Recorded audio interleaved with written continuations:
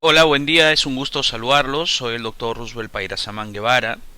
En esta oportunidad conversaremos, expondremos tópicos muy importantes relacionados a los aspectos fisiológicos que se ven involucrados en la regulación de la presión arterial. Es muy importante recordar que la presión arterial, que puede definirse desde el punto de vista físico como aquella fuerza que se ejerce sobre las paredes del lecho vascular, gracias a esa fuerza que tiene la sangre cuando es expulsada desde el ventrículo izquierdo, esta presión en esencia va a permitir que esa sangre pueda ser llevada a lo largo y ancho de todo nuestro cuerpo. Pueden ver en esta imagen que para que la sangre pueda fluir desde un extremo de este circuito cerrado que es el sistema circulatorio, donde ustedes pueden ver con el puntero que estoy partiendo desde el ventrículo izquierdo, esa, esa presión que se ejerce a lo largo de todo el territorio arterial siempre va a ser mayor que la presión que se ejerce en el lecho venoso. Por eso que va a existir un gradiente de presión. Si nosotros vemos que hay una presión arterial media que definiremos dentro de poco, que está alrededor de 100, esa presión arterial media va a permitir que la sangre pueda fluir de regreso finalmente hacia el lado derecho del corazón a nivel de la aurícula derecha. Entonces es muy importante que entendamos esto desde un inicio, y esto lo hemos podido conversar en la parte relacionada al gasto cardíaco, porque gracias a esta diferencia, a esta gradiente de presión, es que puede llegar sangre a todos los tejidos, a todos los órganos, a todos nuestros sistemas, y así poder sostener todo el aspecto metabólico y funcional de nuestro cuerpo.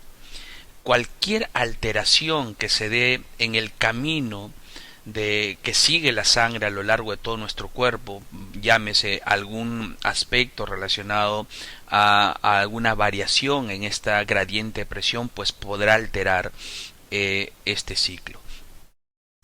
Pueden haber casos en los cuales este gradiente de presión disminuye, entonces la fuerza con la cual llega la sangre a nuestros tejidos, a nuestros sistemas, a nuestros órganos, pues podrá verse afectado. Casos, por ejemplo, de personas con hemorragia, entonces esto generará una disminución en el gradiente de presión, y por eso que comienza la persona a tener serios problemas, incluso poniendo en riesgo su vida.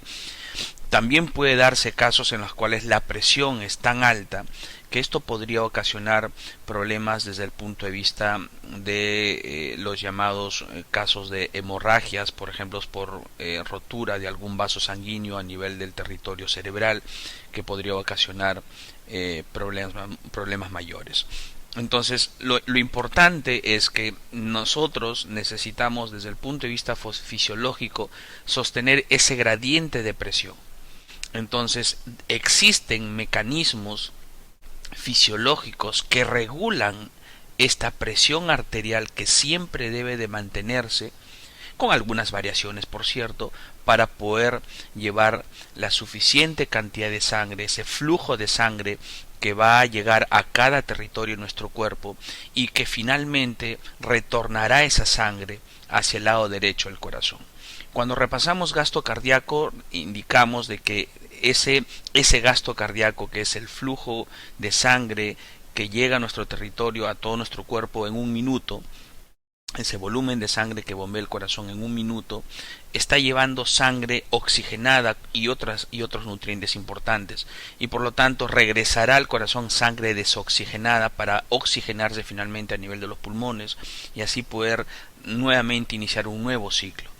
Entonces vamos a ver el día de hoy de qué parámetros o qué herramientas tiene nuestro cuerpo para poder regular la presión arterial y así poder sostener este flujo de sangre importante a lo largo de todo nuestro cuerpo. Por lo tanto, si nosotros definimos operacionalmente a la presión arterial, vamos a entender que la presión arterial es el producto de dos variables muy importantes: gasto cardíaco que ya lo hemos revisado en anteriores exposiciones, hemos podido conversar todas las variables que se ven involucradas en el gasto cardíaco. Y la otra variable relacionada con la presión arterial es la resistencia periférica total. Entonces, el gasto cardíaco, que viene a ser la cantidad de sangre que bombea el corazón en un minuto, ese volumen de sangre que bombea el corazón en un minuto, está determinado por dos parámetros fisiológicos que ya lo hemos revisado, que es la frecuencia cardíaca y el volumen sistólico. El producto de estos dos parámetros definen el gasto cardíaco. Y en el otro lado, la resistencia periférica total, que tiene que ver con esa constante interacción que existe entre un aumento del tono vascular, que sería la vasoconstricción, y una disminución en el tono vascular, que vendría a ser la vasodilatación. Existen otras variables también que influyen en la resistencia periférica total, como por ejemplo la viscosidad de la sangre, pero quizás desde el punto de vista de las dinámicas fisiológicas que regulan la presión arterial y que usualmente las vamos a ver en la práctica clínica, la interacción que existe entre vasoconstricción y vasodilatación van a definir la resistencia periférica total. Y si a este valor lo multiplicamos por el gasto cardíaco, entenderemos cómo es que la presión arterial puede modificarse. Entonces, bajo esta definición operacional, un incremento en el gasto cardíaco está relacionado directamente con un incremento en la presión arterial, porque es una línea directamente proporcional. Un incremento en la resistencia periférica total puede generar un incremento en la presión arterial. Casos opuestos, una disminución del gasto cardíaco, como por ejemplo en una persona con hemorragia, donde disminuye el volumen de sangre, por lo tanto disminuye el retorno venoso, va a generar finalmente que el ventrículo izquierdo no bombee una suficiente cantidad de sangre.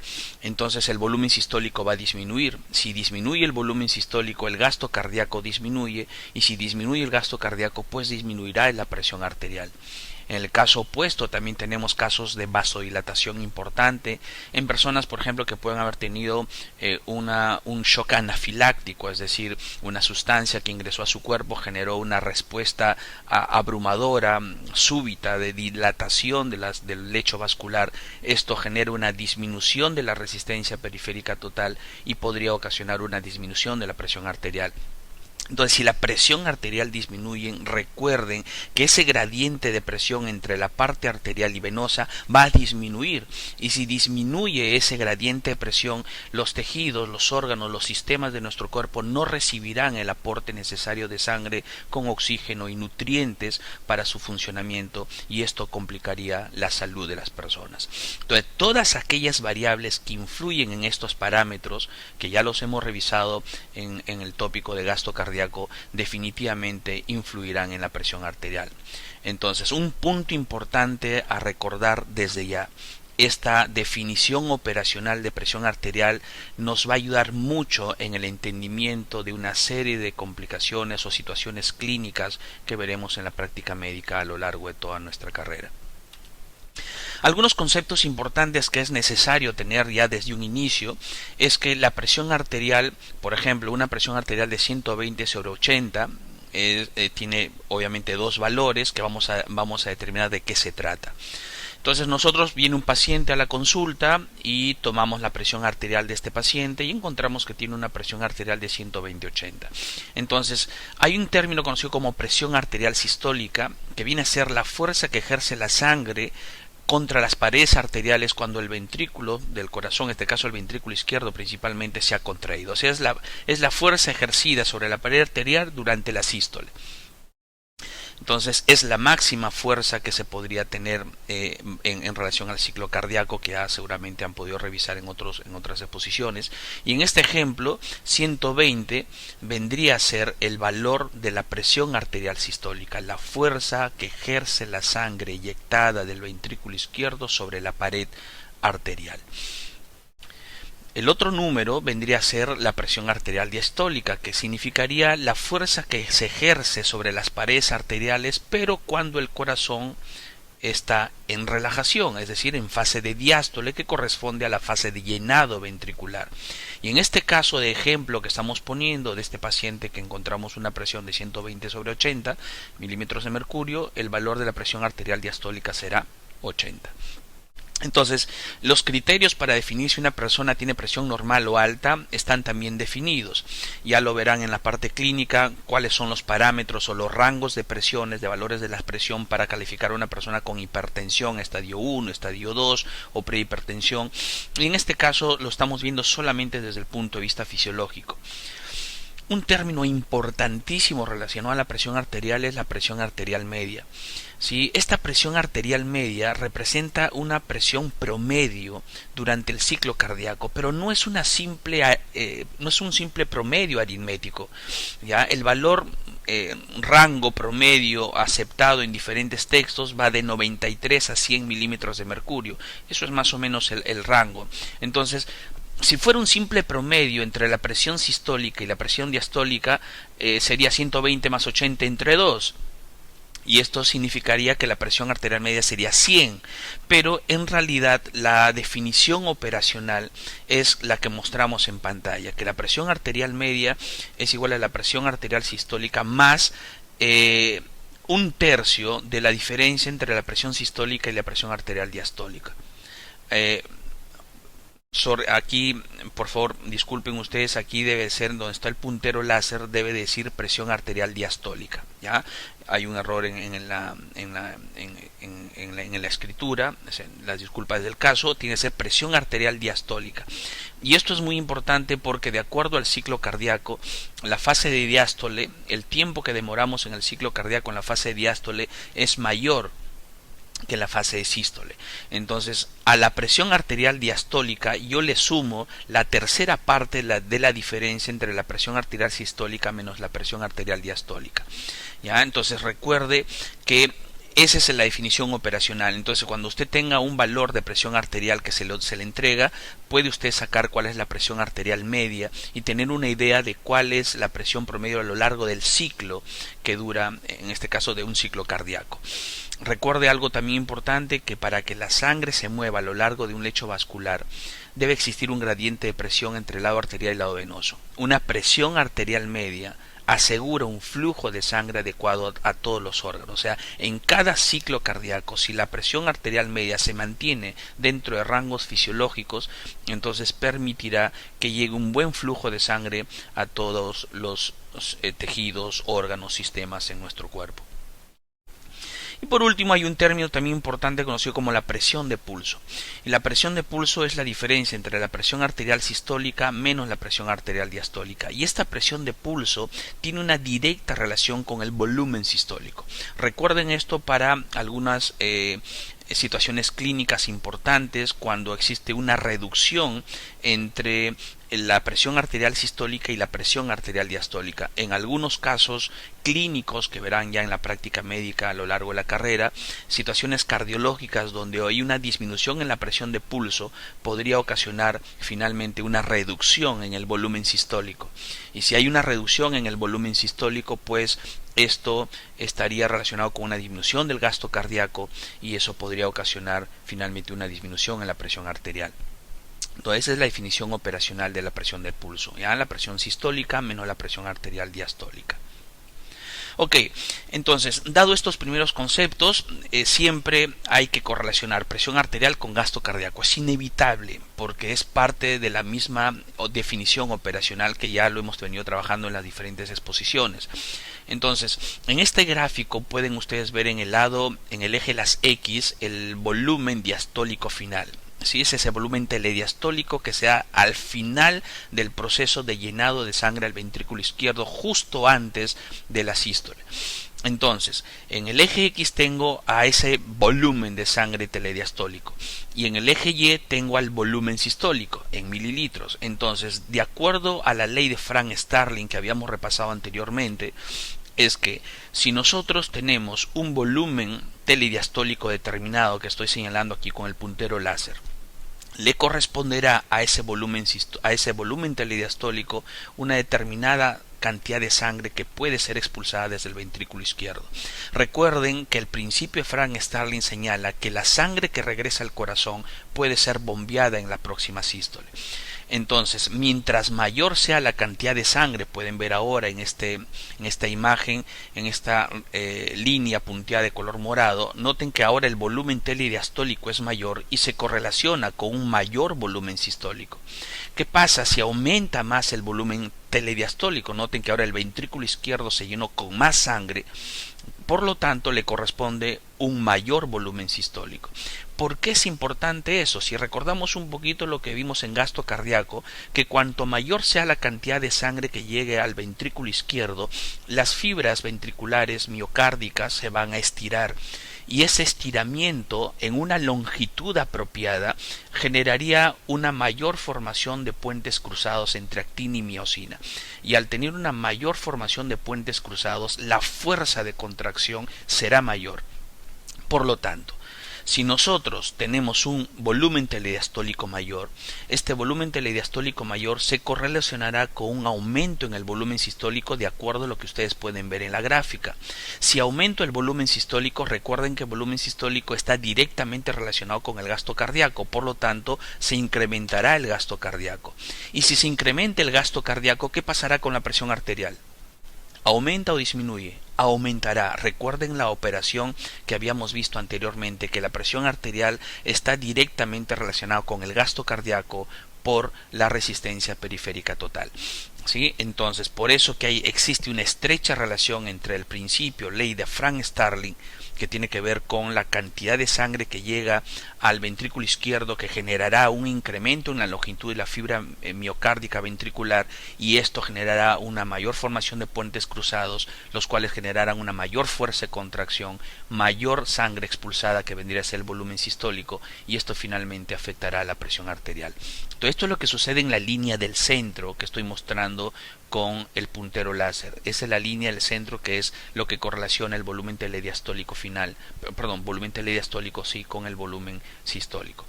Pero también nosotros podemos recordar que bajo estímulo simpático, el sistema nervioso simpático genera un efecto inotrópico positivo, y esto indica que mientras mayor descarga simpática tenga la persona, pues incluso a volúmenes de telediastólicos menores, pues generará un mayor volumen sistólico. Es decir, independientemente de la cantidad de sangre que llegue al corazón, el efecto inotrópico positivo que genera el sistema nervioso simpático permitirá una fuerza de contracción importante, por lo tanto la expulsión de sangre desde el ventrículo izquierdo en una cantidad bastante importante. ¿Sí? Esto solamente lo pongo como un complemento de lo que hemos podido revisar en algún momento en gasto cardíaco, pero lo medular para esta imagen, por favor, es que correlacionen que a medida que incrementa el volumen telediastólico, habrá un incremento en el volumen sistólico, que se correlaciona con un incremento en el gasto cardíaco y como consecuencia un incremento en la presión arterial. Y obviamente, si la presión arterial está dentro de rangos normales, la presión arterial media será normal. Y si la presión arterial media es normal, eso nos garantiza, nos asegura que en cada ciclo cardíaco a todo nuestro cuerpo le estará llegando una suficiente cantidad de sangre para cumplir sus funciones apropiadamente. ¿Sí? También existe una correlación entre la presión arterial y el área transversal del lecho vascular. Noten ustedes que en esta imagen estamos viendo nosotros que en diferentes lugares del lecho vascular, partiendo desde la aorta, que es la arteria principal, y bajando hacia las arterias ya de cada vez menor calibre, llegando a arteriolas, capilares, finalmente vénulas, venas, y llegar a la vena cava que desemboca en la aurícula derecha. Noten ustedes que al inicio del árbol arterial, entre aortas y arterias cada vez ya de mayor calibre, vendría aorta, la aorta que va generalmente ramificándose, y cada vez el calibre de estas arterias van a ser menores, pero digamos que son las arterias digamos más grandes que tenemos. La presión arterial media es relativamente alta, noten ustedes aquí, comparada con las presiones que podemos ver en los vasos sanguíneos de menor calibre, y ni qué decir en las venas, que por su definición son vasos de capacitancia, es decir, vasos que son capaces de almacenar una buena cantidad de sangre con bajas presiones. Pero esto lo correlacionamos con el área transversal que tienen estos vasos. Noten ustedes que el área transversal de la arteria aorta comparada con el área de la cantidad de vasos capilares que nosotros tenemos, entonces aquí hay una gran diferencia entre el área transversal de los capilares versus el área transversal de la arteria aorta o las arterias de mayor calibre. Entonces, a medida que el área transversal de ese lecho vascular va aumentando, la presión arterial también va disminuyendo. ¿Sí? Esto es un dato muy importante, y voy a pasar a esta imagen, porque en el lecho vascular las arteriolas son los denominados vasos de resistencia. Son estas arteriolas las que van a generar marcadamente el proceso de vasoconstricción o vasodilatación dependiendo de las necesidades de cada uno de los tejidos u órganos o sistemas en nuestro cuerpo. Entonces, es ahí donde se va a definir cuál será el flujo de sangre que va a empezar a llegar hacia diferentes territorios de nuestro cuerpo, dependiendo de las necesidades o demandas. Entonces, noten ustedes que a medida que me voy acercando hacia los capilares, hay una disminución importante de la presión a nivel de las arteriolas, comparadas con la presión que existe en aorta o en los vasos arteriales más grandes. Pero, ¿cuál es la explicación? ¿Por qué razón? Si se define a las arteriolas como los denominados vasos de resistencia, y nosotros recordando la operación de que presión arterial es igual a gasto cardíaco por resistencia periférica, ¿por qué razón, si las arteriolas son los vasos de resistencia, entonces todo el tiempo estaríamos con presión arterial alta? No es así. Esta caída, a pesar que las arteriolas son los denominados vasos de resistencia y que son los que generan o determinan el flujo de sangre que va a tenerse a diferentes órganos de nuestro cuerpo, estas arteriolas tienen muy baja, tienen una presión baja, porque a ese nivel, noten ustedes, las arteriolas ya están teniendo un incremento en su área transversal. Es decir, si yo pongo uno al lado del otro todas las arteriolas que existirían en mi cuerpo, el área transversal de todas esas arteriolas es mucho mayor que el área transversal que existe en la aorta, porque la aorta solamente es una. Entonces, esta diferencia en las áreas hace que la presión en las arteriolas sea menor. Y si la presión en estas arteriolas es menor, esa presión se va a relacionar obviamente con una disminución en la velocidad de flujo. ¿A qué me refiero con esto? Si nosotros estamos viendo que la presión en este nivel de arteriolas que estoy mostrando con el puntero láser es menor, acuérdense de la relación: presión arterial es igual al gasto, al flujo de sangre. O sea, hay una directa relación entre el flujo de sangre y la presión arterial. Si la presión arterial está bajando aquí en este lecho, entonces el flujo de sangre también está bajando. Y este flujo de sangre está relacionado, ahora vamos para atrás, está relacionado con la velocidad con la cual está llegando este flujo y con el área transversal. Entonces, para hacerlo un poco más simple, porque a veces puede señalarse aquí una especie de confusión. Mientras más amplia sea el área de un lecho vascular, la presión para ese área será menor. Y mientras mayor sea el área de ese lecho vascular, la velocidad con la que el flujo de sangre va llegando también es menor. Por eso noten ustedes que a nivel de los capilares,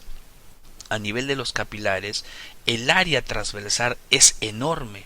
Y al ser enorme el área transversal en los capilares, se correlaciona con una presión arterial muy baja. Y al tener una presión arterial, alguna presión en ese lecho capilar baja, se correlaciona con una velocidad del flujo bajo.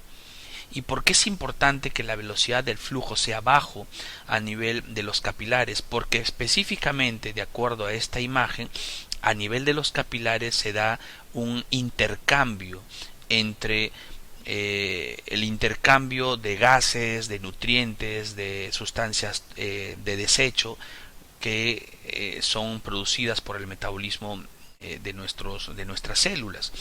Entonces, de nada serviría que el flujo, que la velocidad con la que llega la sangre a esos capilares sea tan alta. Tiene que ser lenta para que permita ese intercambio. Y luego esa sangre sigue fluyendo y va a llegar ya a los vasos venosos, donde la presión ya es prácticamente muy baja, cercana a cero, incluso ya en las proximidades de la aurícula derecha. Entonces, si la presión a nivel ya de las venas y de la aurícula derecha, que tiene que ver con todo el tema venoso, es muy baja, cercana a cero, y la presión en el otro lado a nivel arterial es alta, se mantiene un gradiente de presión, y gracias a este gradiente de presión es que la sangre puede fluir a todo nuestro cuerpo. ¿Ya? Entonces, por favor, relacionen siempre esta imagen que están viendo en pantalla con esta otra imagen. ¿Sí? Recordando que los vasos arteriales pequeños, especialmente las arteriolas, son los denominados vasos de resistencia, pero tienen una presión relativamente más baja comparada con la aorta o los vasos arteriales más grandes, porque a nivel de las arteriolas ya empieza a incrementarse el área transversal.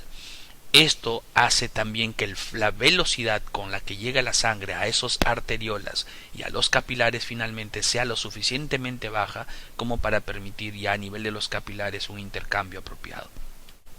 ¿Ok? Y finalmente recuerden que las venas son los denominados vasos de capacitancia, los vasos que permiten almacenar una gran cantidad de sangre y retornarla gradualmente hacia el corazón. Entonces, como habíamos mencionado que existe un gradiente de presión de un extremo arterial al extremo venoso en nuestro sistema cerrado. Esto permite que la sangre pueda fluir de un lado hacia el otro. Entonces acá pueden ver ustedes los diferentes valores que existen en cada uno de los circuitos, ya sea el circuito pulmonar o el circuito arterial sistémico. Ya en el lado izquierdo es la presión más alta a nivel del ventrículo izquierdo, y en el lado derecho tendría sería el punto donde la presión es mucho más baja. Entonces hay un gradiente de presión, siendo la presión arterial media alrededor de 93. Y en el lado del circuito pulmonar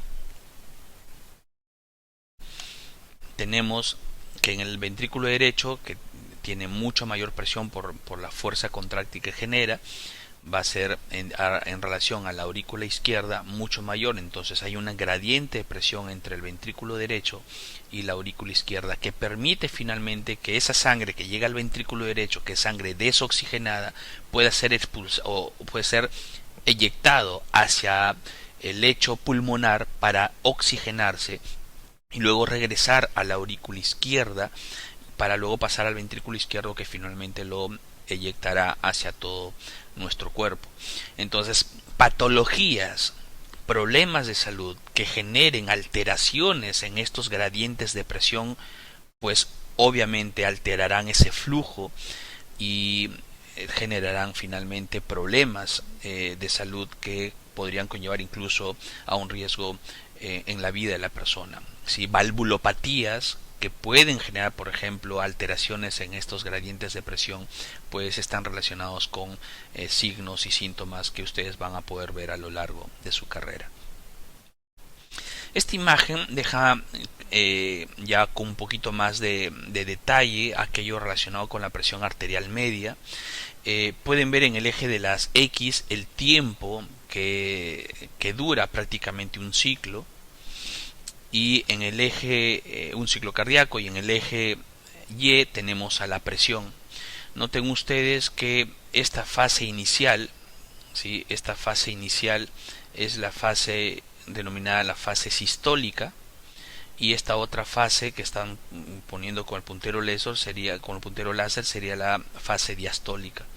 Entonces, si yo trazo una vertical, sigan por favor al puntero láser, Esta distancia desde el puntero láser hacia la izquierda sería mucho más corta que desde esta distancia el puntero láser hacia la derecha. Eso significa que pasamos más tiempo en diástole que en sístole.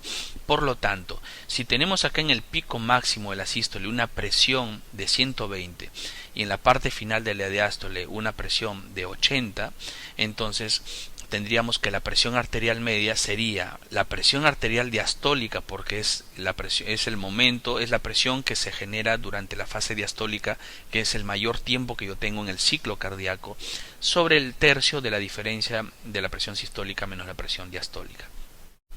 Entonces, esta diferencia entre la presión sistólica y la presión diastólica, que se denomina como presión de pulso, va a depender mucho del volumen sistólico.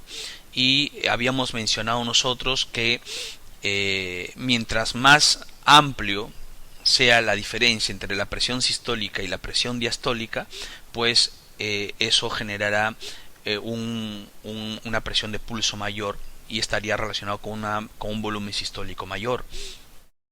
Lo otro que podría ocasionar un incremento en la presión de pulso es el compliance de la aorta. Es decir, el compliance tiene que ver con la capacidad que tiene ese vaso de poder, entre comillas, elongarse, ¿sí? de poder expandirse en base al flujo o a la cantidad de sangre que ha sido expulsada desde el ventrículo izquierdo.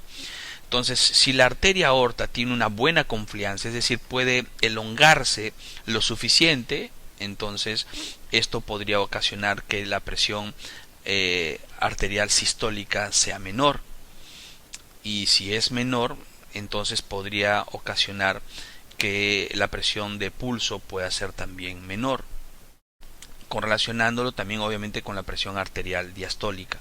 Entonces, alteraciones en la compliance de la aorta relacionadas a un incremento de su resistencia, es decir, ¿qué pasa si la aorta está rígida?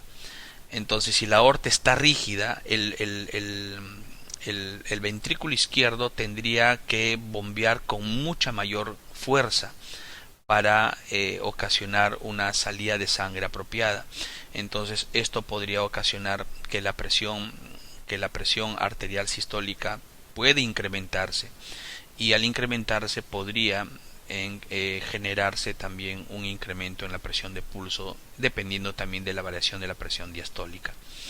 Entonces, existen situaciones en las cuales hay una disminución entre la presión arterial sistólica y la presión arterial diastólica. Cuando esta diferencia entre ambos valores es muy pequeñita, podría estar relacionado con una disminución del volumen sistólico. Por ejemplo, casos de taponamiento cardíaco podrían ocasionar una disminución en el volumen sistólico, y uno podría más o menos correlacionarlo con una disminución en la presión de pulso. Por otro lado, podemos nosotros, ya teniendo conocimiento de lo que es la presión arterial sistólica y la presión arterial diastólica, que la presión arterial sistólica puede incrementarse cuando hay un incremento en el volumen sistólico, y eso está claramente definido por su relación con el gasto cardíaco. ¿Sí? Una disminución en la compliance de las arterias de grueso calibre, como habíamos mencionado, si tengo arterias que podrían distenderse más, entonces podrían ocasionar un incremento, en este caso una disminución, perdón, estoy hablando de una disminución de la compliance, es decir, como que si las arterias estuvieran rígidas. Si las arterias estuviesen rígidas, entonces tendría el ventrículo izquierdo que ejercer mayor fuerza para bombear sangre, y eso incrementaría la presión arterial sistólica. ¿Ya? Esto está relacionado con lo que habíamos conversado anteriormente. Por otro lado, hay una disminución en la presión arterial diastólica cuando hay una disminución del volumen sistólico. Esto es muy importante entenderlo, porque si el corazón no puede bombear una buena cantidad de sangre, es decir, si el volumen sistólico disminuye, por consecuencia el gasto cardíaco también va a disminuir. Y si el gasto cardíaco disminuye, la presión arterial media también va a disminuir. Entonces, si la presión arterial media disminuye, quiere decir que el gradiente de presión va a disminuir, entonces el retorno de sangre va a ser menor. Si retorna menor cantidad de sangre a la aurícula derecha, por lo tanto el volumen telediastólico será menor, y si el volumen telediastólico es menor, el volumen sistólico disminuye. Por lo tanto, disminuciones en el volumen sistólico se correlacionan con la presión arterial diastólica baja. Disminución en el compliance de las arterias elásticas. Esto también podría ocasionar una disminución en la presión arterial diastólica, por lo mismo que hemos mencionado anteriormente. Como no se pueden distender mucho, entonces muchas veces este incremento en la resistencia de estos vasos, como están ciertamente rígidos, a pesar que incrementa la presión arterial sistólica, podría ocasionar que el volumen sistólico sea menor.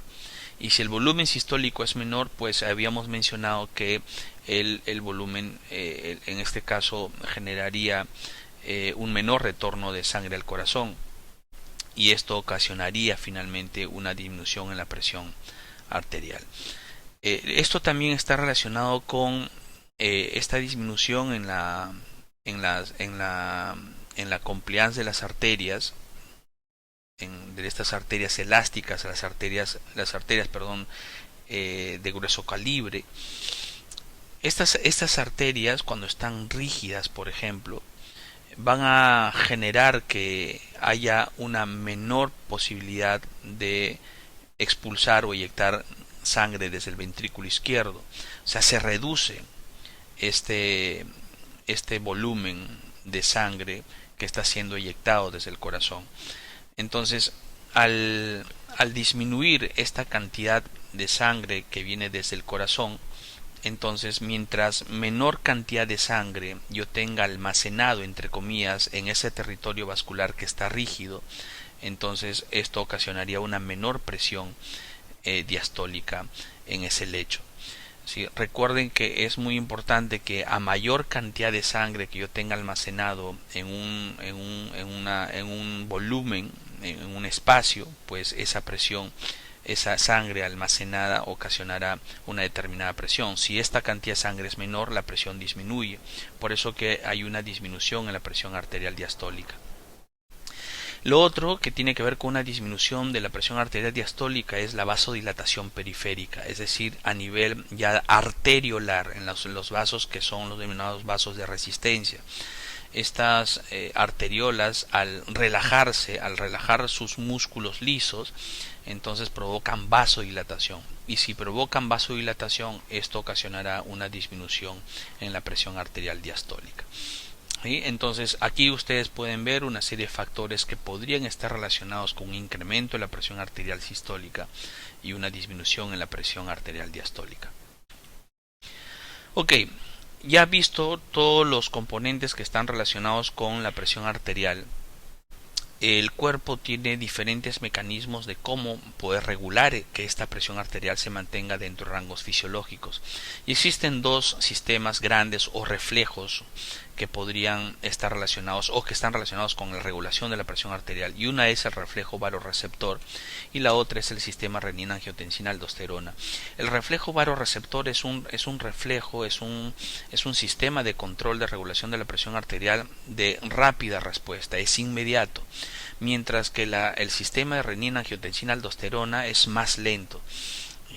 Digamos que se pueden activar en paralelo, pero lo que va a generar una respuesta inmediata es el vasoreceptor, mientras que el otro puede tomar mucho más tiempo, puede tomar incluso horas, dependiendo de la severidad del caso. Relacionado al reflejo vasoreceptor, el reflejo vasoreceptor tiene componentes, y quizás los componentes más importantes están relacionados con unas estructuras que sensan la presión sistémica. Estas estructuras que sensan la presión sistémica se conocen como senos. Si son vasoreceptores conocidos como senos, en este caso senos carotidios, que están en la bifurcación de la carótida primitiva, y el otro serían los senos en el callado aórtico. Estos dos senos, ¿sí?, son los senos aórticos y el seno carotidio, se conocen como vasoreceptores. Estas dos estructuras sensan la presión arterial, pero lo sensan en base al grado de estiramiento que se genera en esas estructuras. Entonces, Cuando hay un incremento en la presión arterial, estas estructuras es como que si sensaran cuánto se está estirando la pared, en este caso a nivel de este territorio, ya sea a nivel carotídeo o a nivel aórtico. Entonces, este incremento, este estiramiento que se genera por el incremento en la presión arterial, genera un incremento en la cantidad de impulsos que van a llegar hacia el bulbo raquídeo. En este caso, en inglés se conoce como médula oblongata. Este nivel es el bulbo raquídeo. Entonces, desde el seno carotídeo va a llegar una información hacia el centro regulador en la médula, en el bulbo raquídeo, y desde el callado aórtico también van a llegar información hacia ese centro regulador en el bulbo raquídeo. Si estamos en el seno carotídeo, pues vendrá por a nivel del nervio glosofaringeo o el nervio par 9, y si estamos a nivel del callado aórtico sería por el nervio vago o par 10. Una vez que han llegado hacia el centro regulador en la médula, en este caso en el bulbo raquídeo, habrá información que llegará a niveles superiores para luego ser canalizado con una serie de respuestas que van a depender de si aumentó o disminuyó la presión arterial. Y esas respuestas son comandadas específicamente por dos divisiones del sistema nervioso periférico, que son el sistema nervioso simpático y el sistema nervioso parasimpático. Entonces, habrá información parasimpática que retornará hacia la aurícula derecha, especialmente a nivel del nodo sinusal, que es el marcapasos, y habrá información por vía simpática que llegará también hacia el nodo sinusal y hacia la musculatura de los ventrículos. Estos dos divisiones del sistema nervioso autónomo pues canalizarán las respuestas a seguir dependiendo si aumentó o disminuyó la presión arterial. En el caso de que haya un incremento en la presión arterial, tanto el seno carotídeo como el seno aórtico, cada uno por sus nervios craneales específicos, en el caso del seno carotídeo por el nervio craneal 9 o glosofaringio y el del callado aórtico por el nervio craneal 10 o vago, van a detectar específicamente que subió la presión arterial, ¿sí? Estos senos van a detectar el grado de estiramiento que se dan a nivel de esa pared y mandarán un impulso hacia el bulbo raquídeo, en este caso a un núcleo que se conoce como el núcleo del tracto solitario, y como se ha incrementado la presión arterial, habrá una respuesta que será canalizada hacia el centro cardíaco de desacelerador. O sea, ¿qué cosa va a hacer esto? Va a desacelerar el influjo de información que llega al corazón, y esto va a ser canalizado por la vía parasimpática. La vía parasimpática tiene que ser canalizada por el nervio vago, y la vía parasimpática es inhibidora. ¿Qué significa? Va a inhibir al nodo sinusal. ¿Y para qué lo va a inhibir? O sea, va a generar que el nodo sinusal disminuya su acción. Y si el nodo sinusal disminuye su acción, eso va a generar que la frecuencia cardíaca disminuya. Entonces, si yo disminuyo la frecuencia cardíaca, el gasto cardíaco puede disminuir, porque el gasto cardíaco depende también de la frecuencia cardíaca. Y si el gasto cardíaco disminuye, disminuye la presión arterial. Entonces, esta vía es canalizada por la vía parasimpática. Pero por otro lado, también la información que llega al núcleo de tracto solitario a través del nervio vago especialmente, va a canalizar una inhibición de dos centros adicionales, el centro vasoconstrictor y el centro de aceleración cardíaca. Si yo inhibo este centro, que es modulado específicamente por la vía simpática, ya no podré estimular al nodo sinusal, por lo tanto no habrá posibilidad de aumentar la frecuencia cardíaca porque lo estoy inhibiendo. Entonces, si está inhibido este centro de aceleración cardíaca, no va a haber aumento de la frecuencia cardíaca, y recuerden que el tono simpático es generar también un incremento en la fuerza contráctil del corazón. Por lo tanto, si aquí lo medular es que se está generando finalmente una disminución en la frecuencia cardíaca y está generándose una disminución en la fuerza contráctil del corazón, la fuerza contráctil se relaciona con el volumen sistólico. Entonces, si el volumen sistólico disminuye y la frecuencia cardíaca disminuye, el gasto cardíaco disminuye. Y si el gasto cardíaco disminuye, baja la presión arterial. ¿Ya? Por otro lado, recuerden ustedes que la inhibición a nivel del centro de vasoconstricción canalizado por el sistema simpático evitará, porque ya está inhibido, que no haya vasoconstricción periférica. Entonces, si la resistencia periférica total disminuye, disminuye la presión arterial. Y también va a haber una disminución en el efecto sobre las venas, o sea, no va a haber venoconstricción. Si no hay venoconstricción, no hay un retorno venoso apropiado. Si no hay un retorno venoso apropiado, el volumen telediastólico va a ser menor. Si hay un volumen telediastólico menor asociado a una menor contractibilidad, porque esta vía está inhibida, entonces va a haber un volumen sistólico menor, y si hay un volumen sistólico menor habrá una menor gasto cardíaco, y si hay un menor gasto cardíaco habrá una disminución en la presión arterial. Esto es inmediato y de esa manera se canaliza una disminución en la presión arterial. ¿Qué sucede si hay una disminución en la presión arterial? Lo anterior fue cuando hay un incremento. Si hay una disminución en la presión arterial, los vasoreceptores detectan eso porque hay una disminución en el estiramiento de la pared. Entonces, si hay una disminución en el estiramiento de estas estructuras, pues estos senos ya no transmiten mucho impulso hacia el bulbo raquídeo. O sea, disminuye la cantidad, disminuye la frecuencia de estímulos.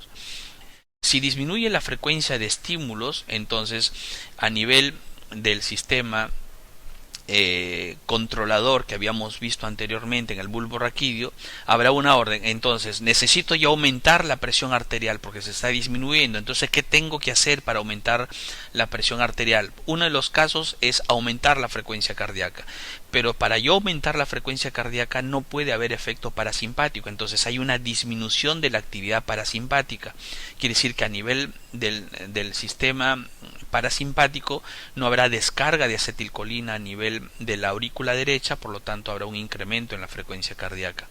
Pero por otro lado, yo necesito aumentar la frecuencia cardíaca, entonces necesito un efecto simpático, y el efecto simpático generará un incremento en la presión de la frecuencia cardíaca, hará un incremento de la resistencia periférica total, porque este estímulo simpático genera un efecto a nivel de receptores alfa, a nivel de las arteriolas, y si el receptor alfa se estimula, pues habrá vasoconstricción, y si aumenta la vasoconstricción, aumenta la resistencia periférica total, y esto incrementaría la presión arterial. Aparte que recuerden el efecto inotrópico que tiene el sistema simpático sobre el corazón, aumenta la fuerza contráctil, y si aumenta la fuerza contráctil aumentará el volumen sistólico, y si aumenta el volumen sistólico aumenta el gasto cardíaco, y si aumenta el gasto cardíaco aumenta la presión arterial. Por otro lado, el sistema simpático también genera un incremento en la contracción de las venas. Si las venas se contraen, pues genera un mayor retorno venoso, y si hay un mayor retorno venoso aumentará la cantidad de sangre que llega a la aurícula derecha, y si hay un aumento en la cantidad de sangre que llega a la aurícula derecha, por consecuencia habrá un volumen telediastólico final, un volumen telediastólico importante, y si hay un aumento en el volumen telediastólico, pues habrá un incremento en el volumen sistólico, y si hay un aumento en el volumen sistólico, finalmente habrá un incremento en la presión arterial. Entonces, la consecuencia de esto es que cuando la presión arterial aumenta, va a empezar a predominar la vía parasimpática, con inhibición de la vía simpática. Pero cuando hay un incremento, cuando hay una disminución ahora de la presión arterial, sucede lo opuesto. Hay una disminución de la actividad parasimpática con un incremento en la actividad simpática. Por ejemplo, esta imagen que pueden ver en pantalla está relacionada con una de las acciones o eventos muy comunes en la práctica clínica, incluso en la vida diaria. ¿Qué sucede cuando una persona está echada en decúbito dorsal durante algún tiempo en su cama, en su sofá, en una colchoneta, y de pronto se levanta bruscamente de esa posición? ¿Qué sucede con la presión arterial cuando hay un cambio brusco en la posición del cuerpo? Noten ustedes que cuando nos levantamos bruscamente se genera una disminución en el retorno venoso porque hay un gran flujo de sangre que ha estado direccionado, por ejemplo, a miembros inferiores y hemos estado, digamos, en un estado de reposo. Entonces, esa disminución de esa sangre que debería de retornar al corazón genera una disminución en el volumen telediastólico y esto está asociado con una disminución del volumen sistólico, y si disminuye el volumen sistólico disminuye el gasto cardíaco, y si disminuye el gasto cardíaco disminuye la presión, y ese es el estímulo que es sensado por quién, por los vasoreceptores a nivel del seno carotídeo y seno aórtico. Esto va a generar que, como disminuyó la presión arterial, se envíe una menor cantidad de estímulos hacia el bulbo raquídeo. Entonces el bulbo raquídeo dice, hey, me está llegando menor cantidad de estímulos. Eso significa que mi presión está bajándose. ¿Qué hace? Estimular la vía simpática y disminuir la actividad parasimpática. Al aumentar la vía simpática, esto va a generar un incremento en las arteriolas en cuanto a vasoconstricción, aumenta la resistencia periférica total. Y por otro lado, la vía simpática aumenta el gasto cardíaco. ¿Por qué razón? Porque va a aumentar la frecuencia cardíaca y al mismo tiempo aumenta la contracción del ventrículo izquierdo, un efecto inotrópico positivo. Ambos van a canalizar un incremento en el gasto cardíaco. Y estos dos, que son los factores que determinan la presión arterial, si aumenta la resistencia periférica total y aumenta el gasto cardíaco, aumenta la presión arterial. Una de las acciones que muchas veces se repite, en especial cuando una persona hace ejercicio, bueno, hay que tener cuidado con esto, esta maniobra de Valsalva, muy conocida porque es como querer botar el aire que está, expulsar el aire que está en los pulmones, pero entre comillas como que poniendo un tapón sobre la vía aérea superior. ¿Sí? Hay un cierre, de la vía respiratoria superior por una caída de la glotis. En este caso se va a tapar la vía respiratoria superior y el aire no va a poder salir. Entonces, si no puede salir el aire, ¿qué sucede en ese caso? Por ejemplo, esta persona que está cargando peso está pujando, ¿sí? Y cuando a veces uno puja no está expulsando el aire. ¿Qué sucede con las presiones o con las frecuencias cardíacas durante esta maniobra de Valsalva? Pues bien, acá estoy antes de iniciar la maniobra. Acá en este punto tengo una presión arterial media normal con una frecuencia cardíaca dentro del rango normal. Acá se inicia el proceso de Valsalva, o sea, yo quiero expulsar el aire pero no se puede y todo está cerrado, como que la vía aérea se ha cerrado en la parte superior y a nivel de la laringe ya no puede salir nada de aire. Entonces en ese momento se da un incremento en la presión torácica. Entonces ese incremento en la presión intratorácica va a generar como que una especie de ordeño de la sangre que estaba en el lecho pulmonar. Entonces esa sangre que está en el lecho pulmonar va a regresar hacia la aurícula izquierda, y al regresar a la aurícula izquierda como que esto va a aumentar el volumen de sangre que llega al ventrículo izquierdo. Y por eso que al aumentar el volumen de sangre en el volumen izquierdo, que sería el volumen telediastólico por Starling, esto genera un incremento en el volumen sistólico. Y si aumenta el volumen sistólico en ese preciso momento, se genera un incremento en la presión arterial media. Por eso que acá hay un incremento en la curva de presión arterial.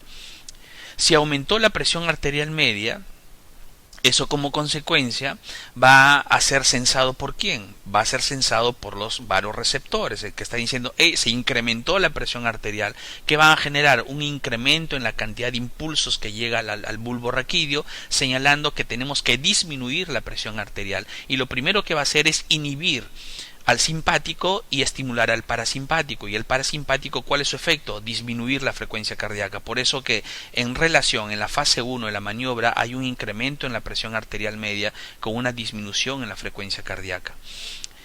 Luego de esto, como ya fue ordeñado, digamos, la sangre que estaba en el lecho pulmonar, empieza a haber una disminución en la presión arterial.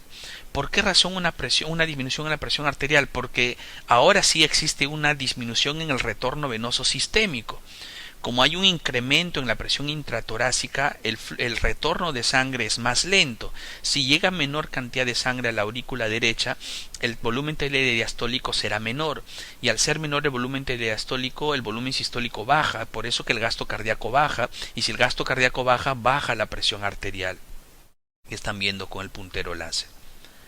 Como ha bajado la presión arterial producto de una disminución en el retorno venoso sistémico, los varoreceptores detectan que esto ha bajado porque ya no se están estirando mucho, entonces mandan una menor cantidad de impulsos hacia el sistema, hacia el bulbo raquídeo, y el bulbo raquídeo interpreta que la presión arterial está bajando. Como consecuencia de esto, inhibe la vía parasimpática y estimula la vía simpática para que la frecuencia cardíaca que había bajado empiece a subir, para tratar de compensarlo, ¿sí?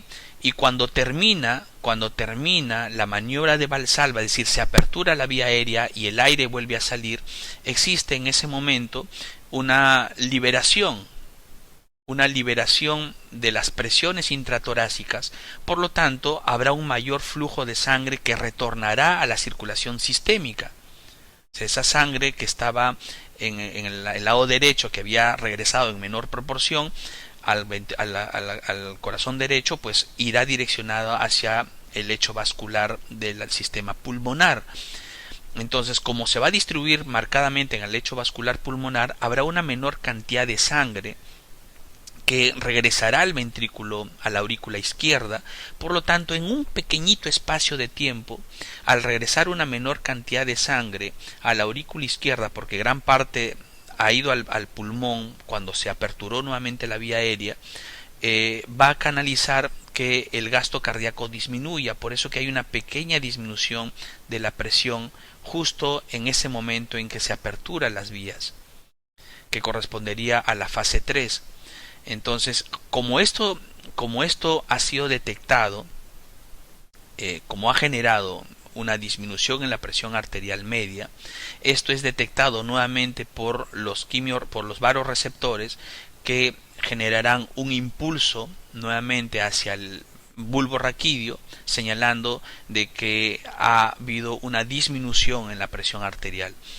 Y al haber una disminución en la presión arterial, lo que va a generarse inmediatamente es un incremento en la vía simpática, aumento en la frecuencia cardíaca, aumento en la fuerza contráctil, aumenta la presión arterial, y una vez que aumenta la presión arterial nuevamente, disminuye la frecuencia cardíaca como consecuencia de haber aumentado la presión arterial, otra vez sensado por varios receptores, hasta que nuevamente se regularice todo el proceso. Esta maniobra de Valsalva es muy útil porque puede ayudarnos a determinar la salud, la integridad del reflejo varoreceptor. Y esta maniobra de Valsalva se correlaciona también con una maniobra que es conocida como masaje del seno carotidio. Al haber el masaje del seno carotidio, es como que cuando yo presiono el seno carotidio en este masaje, el seno carotidio interpreta que la presión arterial ha aumentado. Al aumentar la presión arterial, al interpretarse que la presión arterial se ha incrementado, entonces nuevamente canaliza información rápida, veloz hacia el bulbo raquídeo, indicando de que la presión ha subido. Lo que hará los centros reguladores en el bulbo raquídeo es disminuir la actividad simpática y estimular la vía parasimpática. ¿Cuál será la consecuencia de esto? Que la presión arterial disminuye, como consecuencia de una disminución también en la frecuencia cardíaca. El masaje carotidio también es muy útil en el caso de personas con taquicardia. En personas con taquicardia que pueden generar un incremento en la presión arterial como consecuencia de un incremento en el gasto cardíaco, también puede ayudar en el proceso de terapéutica, porque al masajear el seno carotidio se va a mandar una información al bulbo raquídeo de que se está incrementando la presión arterial. Como consecuencia de esto, el bulbo raquídeo dará una orden por vía parasimpática para disminuir la frecuencia cardíaca. Esta es otra imagen que habla sobre la maniobra de Valsalva. Sobre todo la colocamos para información suya de que hay que tener cuidado cuando se hacen estas maniobras, hay que hacerlas con mucho cuidado. Es más, no hay que recomendarlas usualmente hacer, porque hay personas que pueden tener problemas de salud de fondo, como las que ustedes pueden ver en la imagen que al hacer la maniobra de Valsalva muy intensa y muy sostenida en el tiempo puede ocasionar serios problemas de salud. Así es que hay que tener mucho cuidado. Pueden ver ustedes en esta imagen que estoy mostrando con el puntero láser las fases de la maniobra de Valsalva, donde se puede ver de una forma mucho más secuencial qué es lo que pasa en cada una de estas fases. En el inicio, en el cierre de la glotis, hay un incremento en la presión arterial media. Y este incremento en la presión arterial media se debe específicamente a que este incremento en la presión intratorácica y también en la presión intraabdominal va a provocar como una especie de ordeñamiento de la sangre que estaba específicamente en el lecho pulmonar. Entonces esta sangre que estaba en el lecho pulmonar como que regresa hacia la aurícula izquierda, y al regresar a la aurícula izquierda en mayor proporción dará como consecuencia un incremento en el volumen telediastólico. Al haber un incremento en el volumen telediastólico, pues esto aumenta el volumen sistólico, aumenta el gasto cardíaco y por eso un incremento en la presión arterial media. Como consecuencia de esto, el varoreceptor detecta un incremento en la presión arterial media y por lo tanto genera un efecto parasimpático para disminuir la frecuencia cardíaca. Luego de este primer evento, la presión arterial media empieza a disminuir. ¿Por qué razón? Porque como las presiones intratorácicas e intraabdominal son tan grandes, producto de este, entre comillas, de este pujo, el retorno venoso sistémico es menor. Entonces, como retorna menor cantidad de sangre a la aurícula derecha, el volumen telediastólico va a ser menor, y al ser menor el volumen telediastólico se genera un volumen sistólico menor. Si hay un volumen sistólico menor, el gasto cardíaco disminuye, y si disminuye el gasto cardíaco, disminuye la presión. Por eso que vemos que la curva se viene hacia abajo. Para compensar esta caída de la presión arterial media, la frecuencia cardíaca empieza a subir. ¿Por qué razón? Porque el varoreceptor detecta que la presión arterial media está bajando, entonces manda una orden al bulbo raquídeo indicando de que no hay la presión arterial media adecuada. Bueno, es una forma de poder explicarlo. Entonces el bulbo raquídeo lo que va a hacer es disparar efecto simpático, es decir, estímulo simpático para incrementar la presión arterial a través de un incremento en la frecuencia cardíaca. Cuando termina el proceso de Valsalva, se abre la glotis, se libera la presión intratorácica, se libera la presión intraabdominal, y ese retorno de sangre que está llegando va a ser canalizado nuevamente al lecho pulmonar. Entonces, como que lo poco de sangre que comienza a retornar se va a canalizar al lecho pulmonar. Esto va a ocasionar que haya un menor retorno de sangre al corazón. Por eso que cae un poquito más digamos, la presión arterial media, como consecuencia adicional de que la frecuencia cardíaca se sigue todavía manteniendo relativamente constante en un proceso, en un valor alto. Pero inmediatamente ha caído la presión arterial más. Entonces esto es detectado otra vez por el varoreceptor, que canaliza a través del bulbo raquídeo un efecto simpático importante, incrementando finalmente la presión arterial media.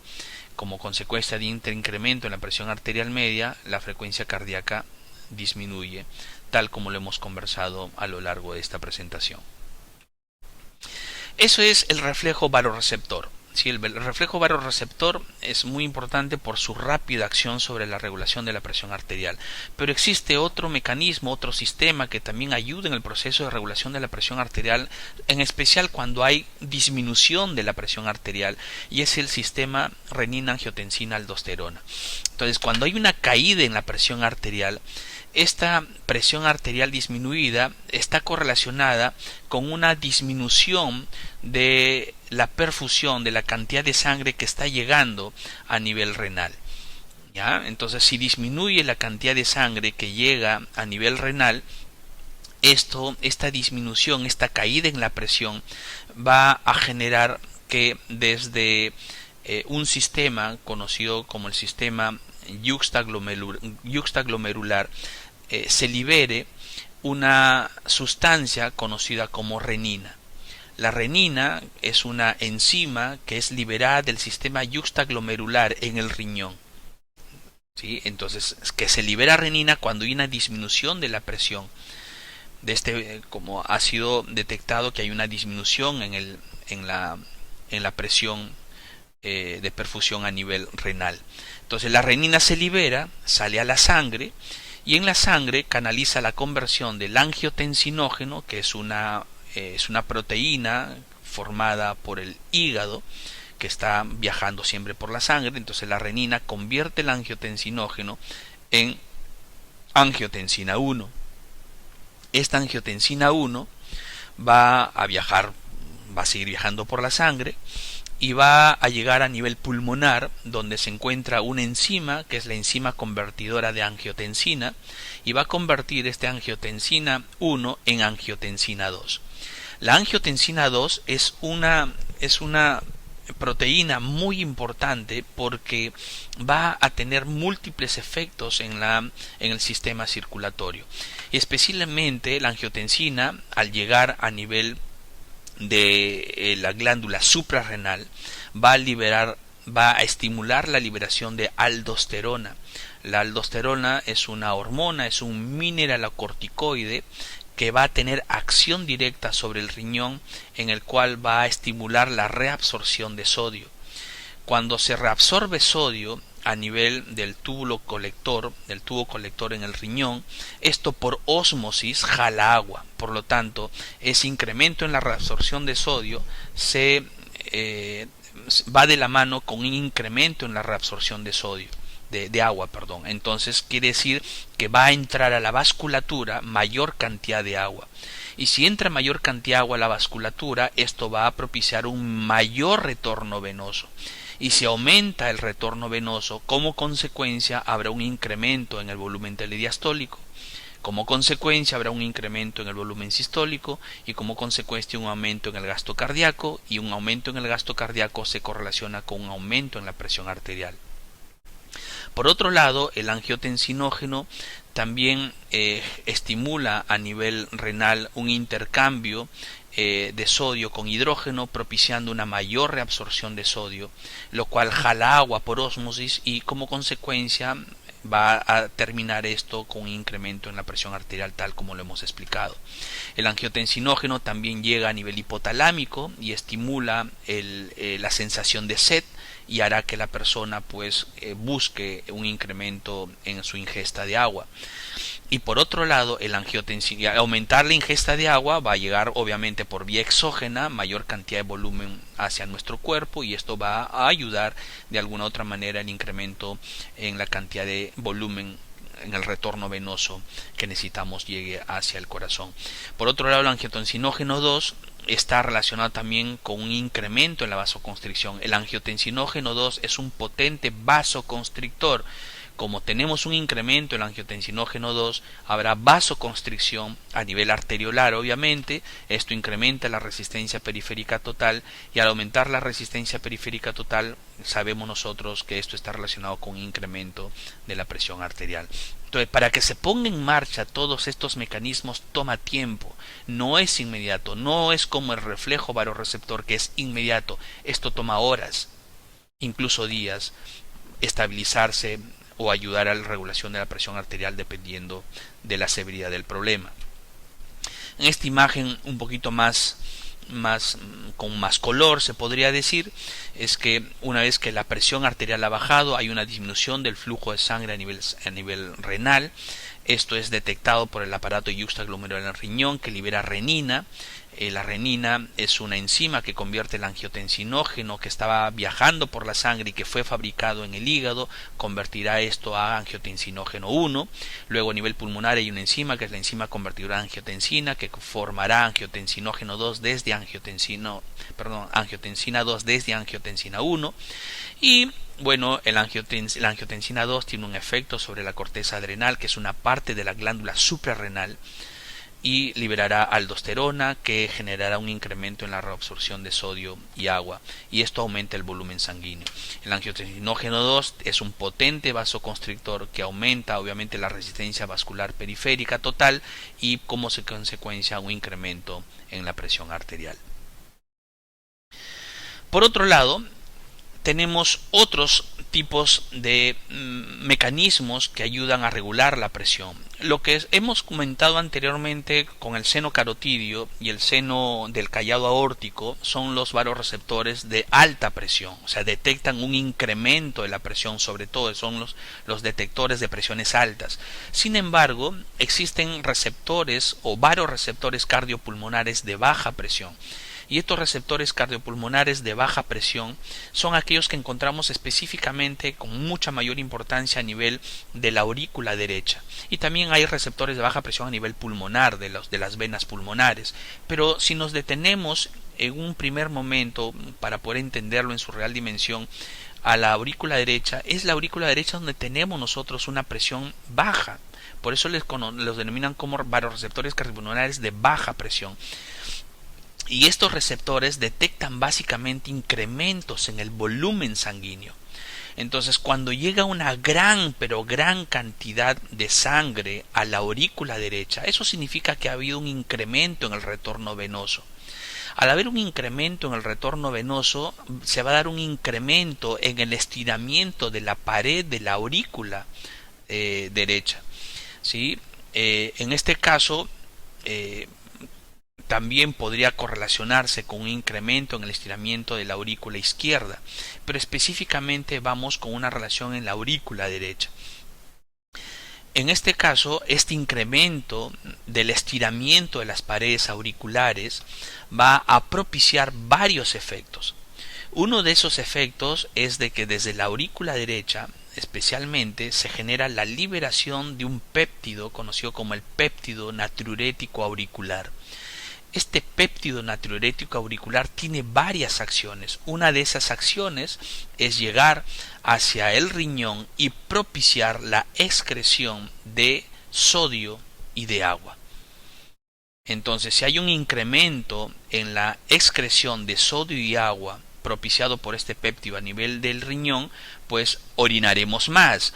Y si se orina más, o sea, significa un incremento en el volumen urinario, habrá una disminución del volumen de sangre y esto ocasiona un menor retorno venoso, por lo tanto habrá una inhibición del proceso. Lo que yo busco en este caso es que ante un incremento del volumen sanguíneo yo expulse o elimine lo que no me es fisiológicamente útil, porque podría ocasionar esto un incremento de la presión arterial, y esa es una de las razones por las cuales en cardiología se recomienda diuréticos a los pacientes cuando hay un incremento en la cantidad de agua en su cuerpo.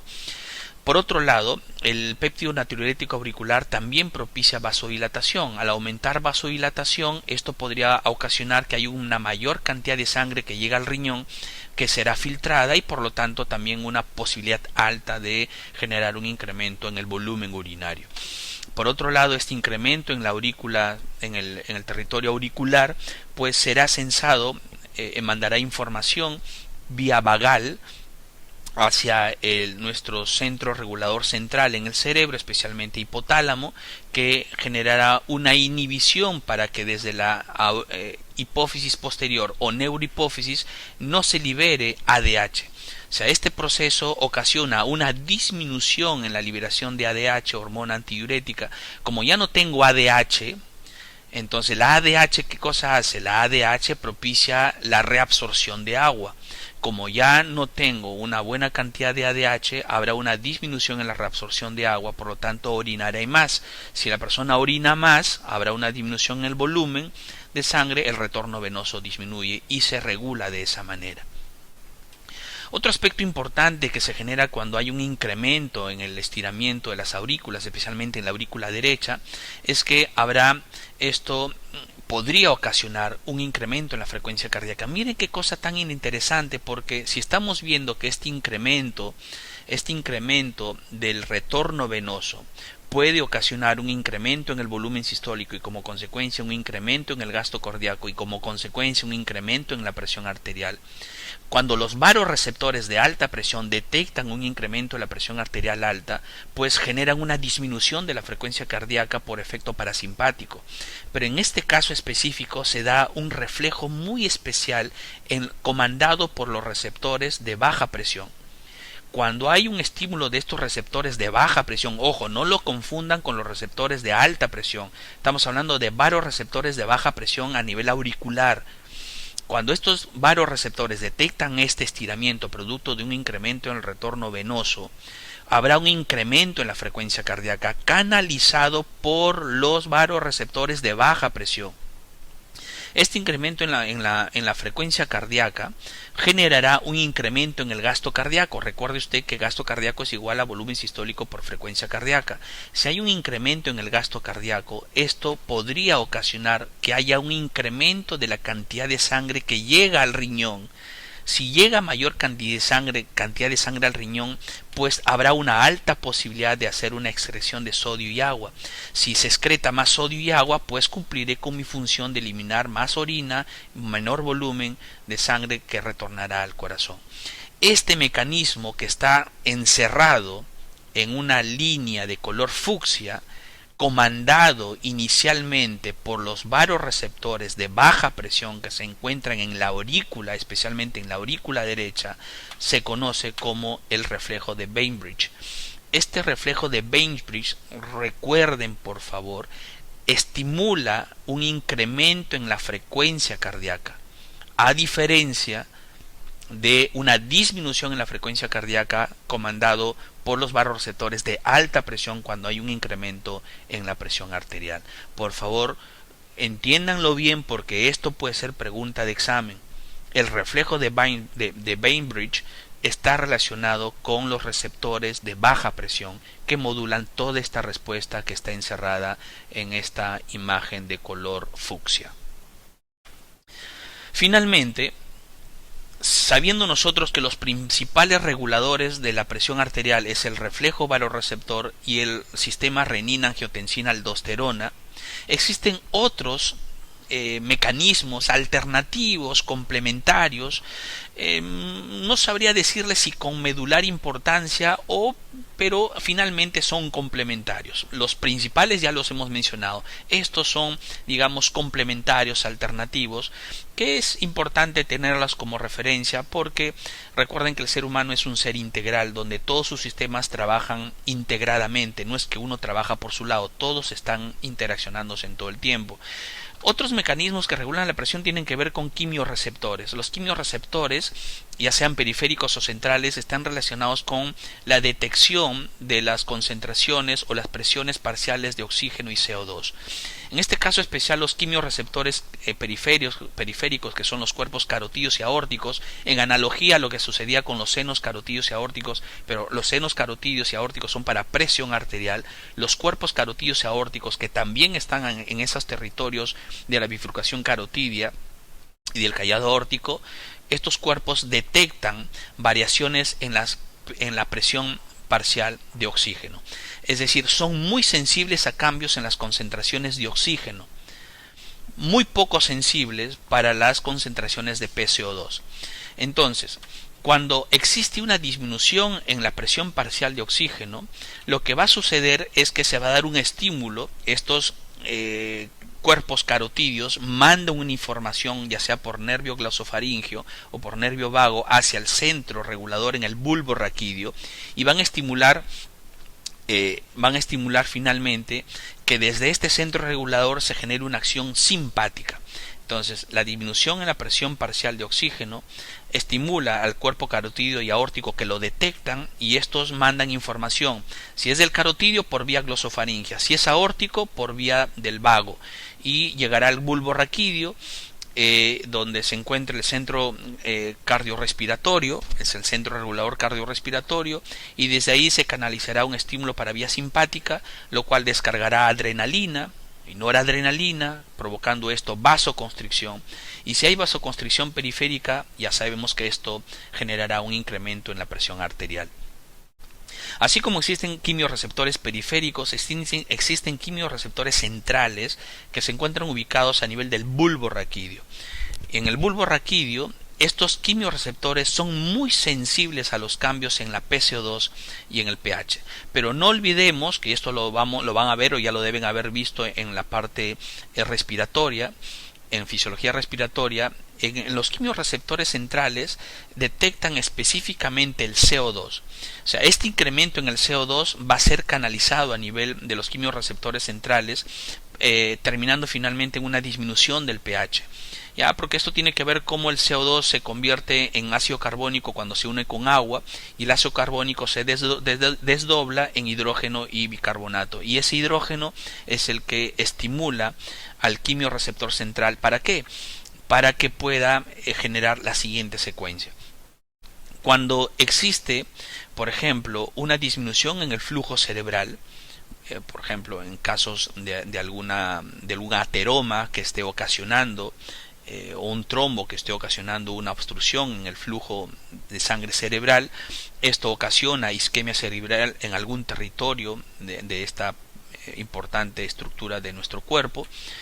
Este incremento en la isquemia cerebral, o sea, no le está llegando un buen flujo de sangre, por lo tanto no llega buena cantidad de oxígeno, y el CO2 que está produciendo este territorio del cerebro pues incrementa sus concentraciones de CO2 cerebral, lo cual va a ocasionar finalmente una disminución del pH, que es detectado por los quimiorreceptores centrales, y esto va a estimular al sistema simpático. ¿Para qué? Para que vaya a generar un aumento en la vasoconstricción. ¿Por qué razón generaría un incremento en la vasoconstricción? Este incremento en la vasoconstricción va a direccionar el gasto cardíaco hacia el territorio más importante para el cuerpo, que es el cerebro. Como el cerebro está recibiendo menor cantidad de sangre, entonces hace vasoconstricción en zonas que no son importantes. Por ejemplo, vasoconstricción a nivel de piel, vasoconstricción a nivel espláncnica, vasoconstricción a nivel de musculatura esquelética. De esa manera el gasto cardíaco es redireccionado hacia el territorio del sistema nervioso central. Al hacer esto, como consecuencia de la vasoconstricción, con el propósito de llegar a un mayor flujo de sangre hacia el sistema nervioso central, se provocará un incremento en la presión arterial. Finalmente existe un reflejo muy conocido en el área de neurología, sobre todo en neurocirugía, que se conoce como el reflejo de Cushing. Y esto tiene que ver porque la existencia de un tumor en el sistema nervioso central o algún caso de hipertensión intracraneal, por ejemplo en personas con TEC, con traumatismos encefalocranianos, estos incrementos en las presiones dentro del sistema nervioso central podría ocasionar una disminución de la perfusión cerebral, porque como que los vasos sanguíneos que están llevando sangre al territorio del sistema nervioso, al cerebro específicamente, o a todo lo que sería la masa encefálica, estarían como que disminuyendo su flujo por compresión. O sea, un tumor podría estar comprimiendo un lecho vascular arterial importante a nivel del encéfalo, o esta presión intracraneal podría estar ocasionando una obliteración o una obstrucción en el flujo de sangre a nivel cerebral. Entonces hay una disminución, un territorio o grandes territorios del encéfalo podrían estar recibiendo menor flujo de sangre, y el flujo de sangre es importante porque trae oxígeno y nutrientes.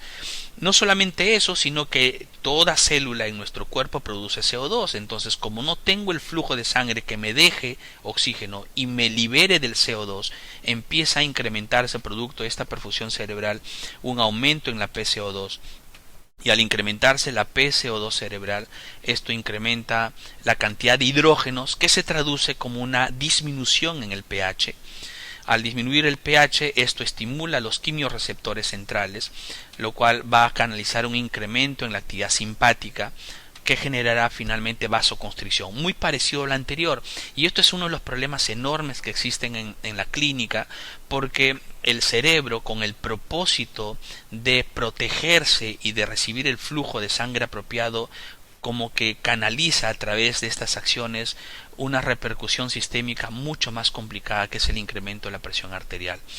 Entonces, por tratar de resolver un problema puede ocasionarse otro, pero son mecanismos que tiene el cuerpo para tratar de defender sus estructuras más nobles, y en este caso lograr una adecuada regulación de la presión arterial. Entonces el reflejo de Cushing tiene que ver como la puesta en marcha de una serie de procesos relacionados inicialmente con un incremento de la presión intracraneal o la existencia de un tumor a nivel cerebral. O sea, efectos muy locales a nivel del sistema nervioso central podrían ocasionar un incremento de la presión arterial sistémica cuando estamos ante una situación clínica específica. Muy bien, con esto he terminado todo lo relacionado con la regulación de la presión arterial en nuestro cuerpo. Recomiendo revisar estas presentaciones, revisar lo que sea necesario en los textos mencionados en su sílabus. Es muy importante revisar esto y correlacionarlo con situaciones clínicas que ya discutiremos seguramente en las prácticas. Es importante, recomiendo estudiar todos los días, revisar su información porque es bastante información la que se está manejando, pero estoy seguro de que podrán ir canalizándola adecuadamente. Un mensaje final dado por uno de los grandes pensadores y influyentes en la vida del ser humano como Steve Jobs nos deja una clara lección de lo que recomiendo poner en práctica. La única manera de hacer un trabajo genial es amar lo que hace. Si usted ha decidido estudiar medicina es porque hay algo dentro de usted que lo motiva a hacer esto y disfrute lo que hace. Cuando uno disfruta lo que hace, el tiempo pasa volando y uno va a ir entendiendo muchas cosas que serán de mucha utilidad más adelante en vuestra carrera. Les deseo lo mejor y será un gusto seguir conversando con ustedes en las prácticas. Un abrazo para todos. Gracias.